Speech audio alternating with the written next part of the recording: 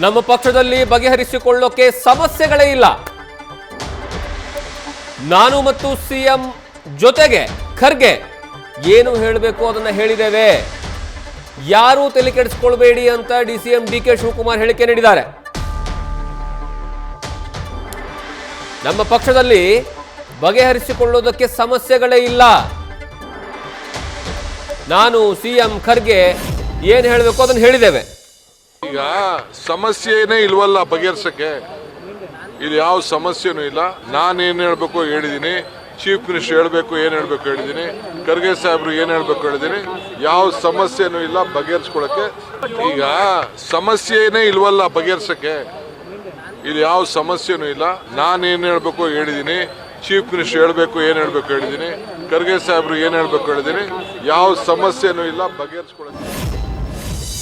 ಇಲ್ಲಿ ಮೂರು ನಾಯಕರುಗಳ ಹೇಳಿಕೆಗಳನ್ನು ನೋಡಿದ್ರೆ ಒಂದು ರೀತಿಯಲ್ಲಿ ಹಾಸ್ಯಾಸ್ಪದ. ಕಾರಣ ಏನು ಅಂದರೆ, ಸ್ವತಃ ಅವರ ಪಕ್ಷದ ಅಂದರೆ ಕಾಂಗ್ರೆಸ್ ಪಕ್ಷದ AICC ಅಧ್ಯಕ್ಷರು, ರಾಷ್ಟ್ರೀಯ ಅಧ್ಯಕ್ಷರು ಒಂದು ಸ್ಟೇಟ್ಮೆಂಟ್ ಅನ್ನು ಕೊಡ್ತಾರೆ. ನೆನೆ ರಾಜ್ಯದಲ್ಲಿರುವಂತಹ ಸಮಸ್ಯೆಗಳನ್ನು ರಾಜ್ಯ ನಾಯಕರುಗಳೇ ಬಗೆಹರಿಸ್ಕೊಳ್ಬೇಕು ಅಂತ ಸ್ವತಃ ಅವರೇ ಹೇಳ್ತಿದ್ದಾರೆ.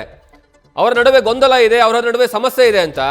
ಆದರೆ DCM DK ಶಿವಕುಮಾರ್ ಅವರು ಹೇಳ್ತಾರೆ ನಮ್ಮ ನಡುವೆ ಸಮಸ್ಯೆನೇ ಇಲ್ಲ ಅಂತ. ರಾಜ್ಯದ ನಾಯಕರುಗಳ ವಿಚಾರವಾಗಿ ಅವರು ಕೊಡ್ತಾ ಇರುವಂತಹ ಹೇಳಿಕೆಯ ವಿಚಾರಗಳಲ್ಲಿ, ಸ್ವತಃ ಅವರ ಪಕ್ಷದ ಶಾಸಕರು ಕೊಡ್ತಾ ಇರುವಂತಹ ಹೇಳಿಕೆಗಳ ವಿಚಾರದಲ್ಲಿ ಕಳೆದೊಂದು ತಿಂಗಳುಗಳಿಂದ ನಿರಂತರವಾದಂತಹ ಹೇಳಿಕೆಗಳು ಬರ್ತಾ ಇದ್ದಾವೆ. ಆ ಹೇಳಿಕೆಗಳನ್ನು ಯಾರಾದರೂ ಪ್ರಚೋದನೆ ಮಾಡಿ ಹೇಳಿಕೆ ಕೊಡಿ ಅಂತ ಹೇಳೋದಕ್ಕಾಗೋದಿಲ್ಲ. ಸ್ವತಃ ಅವರ ನಾಯಕರುಗಳೇ ಹೇಳ್ತಾರೆ. ಸಮಯ ಬಂದಾಗ ಎಲ್ಲವೂ ನಿರ್ಧಾರ ಆಗುತ್ತೆ ಅಂತ ಇದೇ DCM DK ಶಿವಕುಮಾರ್ ಅವರು ಹೇಳಿದರು. ಹೈಕಮಾಂಡ್ ತೀರ್ಮಾನವನ್ನ ಮಾಡಿದ್ರೆ ಏನು ಬೇಕಾದರೂ ಆಗುತ್ತೆ ಅಂತ ಸ್ವತಃ ಮುಖ್ಯಮಂತ್ರಿಗಳು ಹೇಳಿದ್ದಾರೆ. ಮತ್ತೊಂದು ಕಡೆಗೆ ಮಲ್ಲಿಕಾರ್ಜುನ್ ಖರ್ಗೆ ಅವರು ನೇರವಾಗಿ ನಿನ್ನೆ ಹೇಳಿದ್ದಾರೆ, ಈ ಪಕ್ಷದಲ್ಲಿ ಗೊಂದಲ ಆಗೋದಕ್ಕೆ ಕಾರಣ ಸ್ಥಳೀಯರೇ ತಮ್ಮ ಗೊಂದಲಗಳನ್ನು ಬಗೆಹರಿಸ್ಕೊಳ್ಬೇಕು ಅಂತ. ಅಂದರೆ ಗೊಂದಲ ಇರೋದಂತೂ ಪಕ್ಕ. ಈಗ ನೋಡಿದ್ರೆ ನಮ್ಮ ಹತ್ರ ಗೊಂದಲನೇ ಇಲ್ಲ ಅಂತ ಹೇಳ್ಬಿಟ್ಟು ನೇರವಾಗಿ DCM DK ಶಿವಕುಮಾರ್ ಹೇಳ್ತಾರೆ.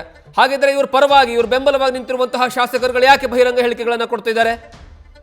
ಡೇಟ್ ಫಿಕ್ಸ್ ಮಾಡಿದ್ರು, ಜನವರಿ 6ನೇ ತಾರೀಕು, ಜನವರಿ 9ನೇ ತಾರೀಕು CM ಆಗ್ಬಿಡ್ತಾರೆ ಅಂತ.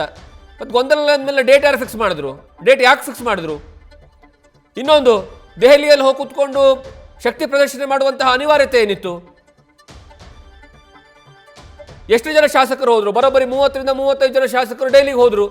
ಡೆಲ್ಲಿಗೆ ಹೋಗಿ ದೆಹಲಿಯಲ್ಲಿ ಕೂತ್ಕೊಂಡು ಮಾತುಕತೆಯನ್ನು ಆಡಿ ಹೈಕಮಾಂಡ್ ನಾಯಕರ ಭೇಟಿಗಾಗಿ ತಡರಾತ್ರಿಯವರೆಗೆ ಮನೆಯಲ್ಲಿ ಕೂತ್ಕೊಂಡು ಏನಾದರೂ ವೇಟ್ ಮಾಡುವಂತಹ ಪ್ರಮೇಯ ನಿರ್ಮಾಣ ಆಗಿದ್ದು ಯಾಕೆ?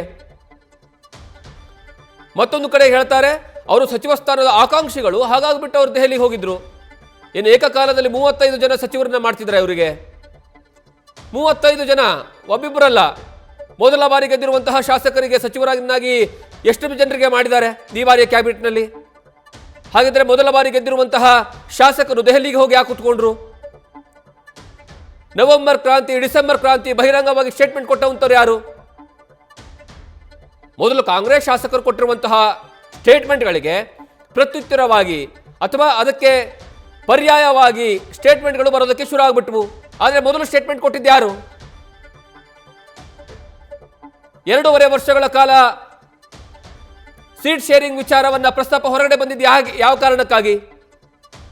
ಶಾಸಕರನ್ನ ಪ್ರತಿ ದಿವಸ ರಾತ್ರಿ ಹೋಗಿ ಭೇಟಿಯನ್ನ ಮಾಡೋದು, ಅದರ ಜೊತೆಗೆ ಸಚಿವರನ್ನ ಏನಂದ್ರೆ ತಮ್ಮ ಮನವೊಲಿಸುವಂತಹ ಕೆಲಸವನ್ನ ಮಾಡೋದು, ಇದೆಲ್ಲ ಮಾಡ್ತಿರೋದು ಯಾರು? ಈಗ DCM DK ಶಿವಕುಮಾರ್ ಅವರು ನಮ್ಮಲ್ಲಿ ಏನೂ ತೊಂದರೆ ಇಲ್ಲ, ಏನೂ ಸಮಸ್ಯೆ ಇಲ್ಲ ಅಂತ ಹೇಳ್ಕೊಂಡಿದ್ದಾರೆ. ನ್ಯೂಸ್ ಫಸ್ಟ್ ನಿರ್ಭೀತಿಯಿಂದ ನಿಮ್ಮ ಪರವಾಗಿ.